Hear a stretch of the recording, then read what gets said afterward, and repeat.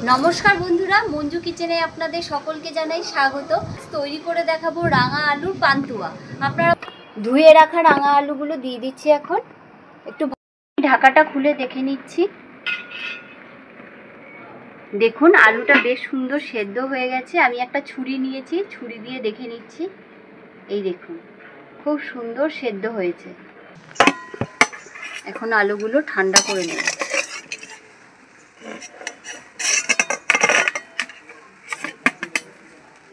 আলুগুলো ঠান্ডা করে নিয়েছি, এখন ছুলে নিচ্ছি।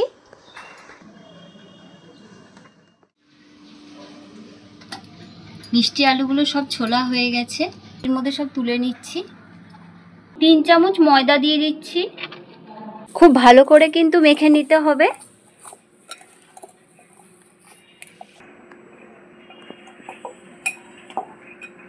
খুব ভালো করে মেখে নিয়েছি। এখন দিয়ে দেবো ঘি।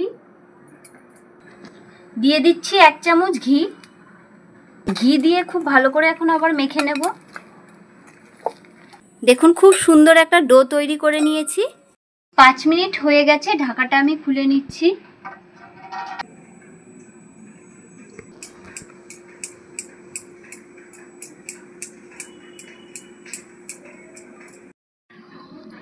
দেখুন মিষ্টিগুলো সব আমার রেডি হয়ে গেছে।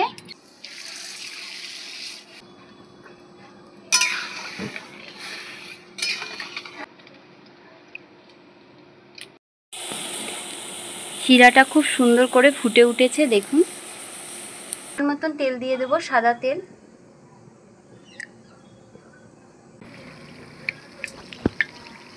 এখন আস্তে আস্তে লাল লাল হয়ে যাচ্ছে। লাল লাল করে ভাজা হয়ে গেছে, এখন তুলে নিচ্ছি। লাল করে ভাজা হয়ে গেছে, আমি এখন তুলে নিচ্ছি।